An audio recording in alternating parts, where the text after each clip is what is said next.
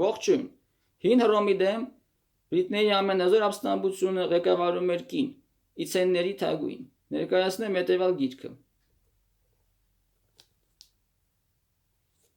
Գրքի հեղինակ Ալեքսանդր Եչկին, Կարևը Ժելեզնվեբեկը պրոտիվ Ռիմը։ Գիրքը հրատարակել է Վեճ հրատարակչություն 2021 թվականին։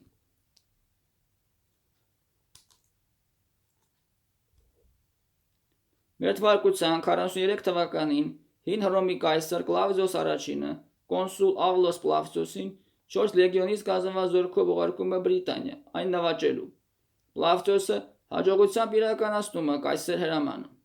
Շուտով ինքը Կլավդիոսը մեծ շքախմբով ժամանում է Բրիտանիա, ընդունելու պարտված բրիտ առաջնորդների կապիտուլյացիան։ Ստեղծվում է Բրիտանիա նահանգը Լոնդինիում կենտրոնով։ Դժգոհ բրիտները մի քանի անգամ ապստամբում են։ Սկզբում կատավելաոնների առաջնորդ Կարատակի, հետագայում բրիգանտների կին առաջնորդ Կարծիմանդուայի ամուսնու Վենուտիոսի ղեկավարությամբ։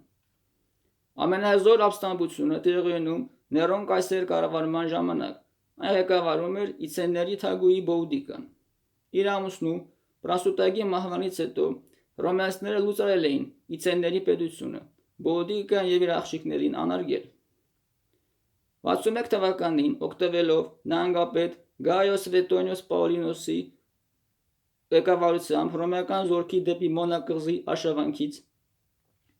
իցենները եւ դաշնակից այլ բրիտներ ապստամբում են Բոուդիկայի ղեկավարությամբ։ Կղզում նրանք գրավում եւ այրում են Կամոլոդուն քաղաքը։ Պաուլինոսը փորձում է փրկել Լոնդինիումը, բայց ապարդյուն, այն ևս գրավում է եւ այրվում։ Շուտով ապստամբները գրավում եւ այրում են Վերուլամիում քաղաքը եւ մի շարք այլ բնակավայրեր։ Բրիտները գերիներ չեն վերցնում, բոլորին կոտորում էին։ Վճռոտ ճակատամարտը շուտով տեղի ունում, որում հռոմեական զորքը ղեկավարում էր Պաուլինոսը, իսկ բրիտներին Բոուդիկան։ Ավելի փորձառ հռոմեացիները հաղթում են։ Բոուդիկան իր զորքին ղեկավարում էր մարտակարգի վրա կանգնած։ Պարտությունից հետո նա թույն է ընդունում։ 1902 թվականին Վեսմինստերում տեղադրվում է Բոուդիկայի եւ իր աղջիկները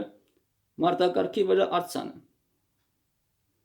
Բոուդիկային նվիրված կան բազմաթիվ նկարներ, պատմավեպեր, արձաններ։ Գիրքը հետաքրքիր կլինի Հին Հռոմի Բրիտանիայի պատմության սիրահարներին։ Շնորհակալություն ուշադրության համար։